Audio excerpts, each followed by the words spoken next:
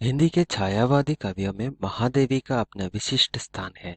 उन्हें वेदना की गायिका और दुख की उपासिका कहा जाता है।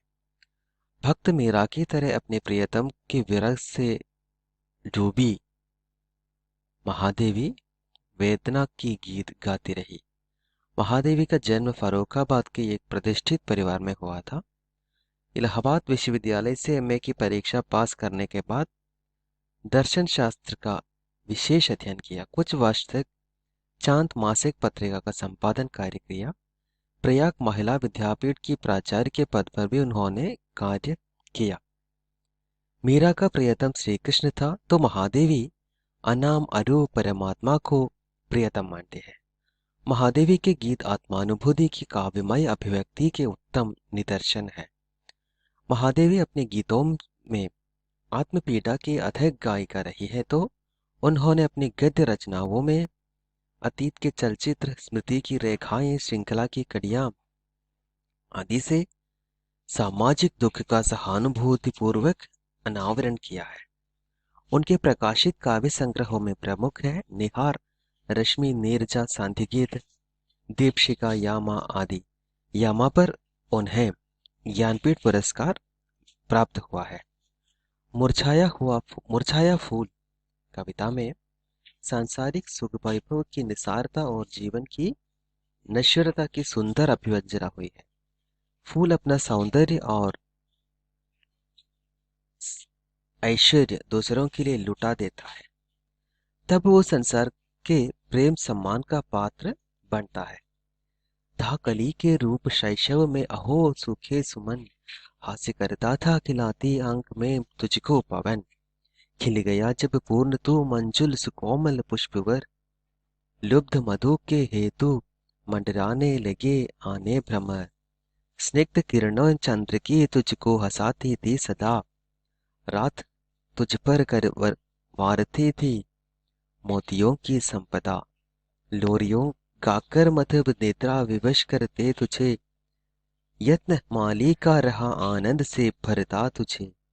कर रहा अटकेलियाम इतना इतरा सदा उद्यान में, अंत का ये दृश्य आया था कभी क्या ध्यान में। जब उसके मध्य पराग का कोश खाली हो जाता है, तो सब उसे मोह मोड़ लेते हैं। कवयित्री ने मुरझाए फूल के माध्यम से सांसारिक ऐश्वर्य की क्षणिकता और निस्सारता की ओर इशारा किया है। दूसरी ओर जवानी की मस्ती में मस्त मनुष्य को अंतिम अनिवार्य अवस्था के बारे में सोचने की प्रेरणा भी दी है। खासकर समकालीन समाज में बूढ़े लोगों को वृद्धाश्रमों में धकेलने की जो प्रथा बढ़ रहे हैं, ये कविता हमें सोचने की प्रेरणा दे रहे हैं।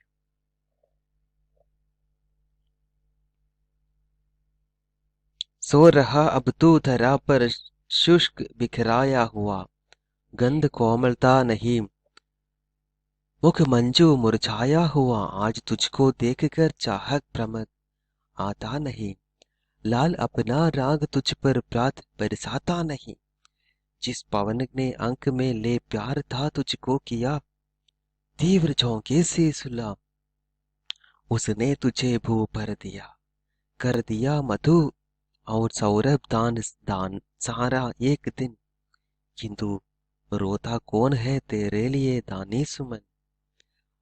अपने बच्चों के लिए सब कुछ देने वाले माता पिता को लोग भूल रहे हैं। वो घटना ये मुरझाए फूल से हम जुड़कर पढ़ सकते हैं। मत व्यथित हो फूल, किसको सुख दिया संसार में, स्वार्थमय सबको बनाया है यहाँ करतार ने। विश्व में है फूल तो सबके हृदय भाता रहा, दान कर सर्वस्व फिर भी हाय हर्षाता रहा। जब न तेरी ही दशा पर दुख हुआ संसार को, कौन रोएगा सुमन हमसे मनुज निसार को। सुंदर फूल सबको खुशी देने वाले थे, वो मुरझाने के बाद किसी भी उसकी ओर देखता ही नहीं। एक फूल की हाल यही है तो मानव का हाल इससे बेहतर कैसा हो सकता है। मानव को भी ऐसा ही अवस्था आने वाला है। जो अपनी क्षमताओं में अपनी ताकतों से अभी घमंड कर रहे हैं, उनको अंतिम क्षण की याद दिलाते हुए कहते हैं, महादेव वर्मा कह रही है, अपने के लिए रोने के लिए कोई भी होने वाला नहीं है।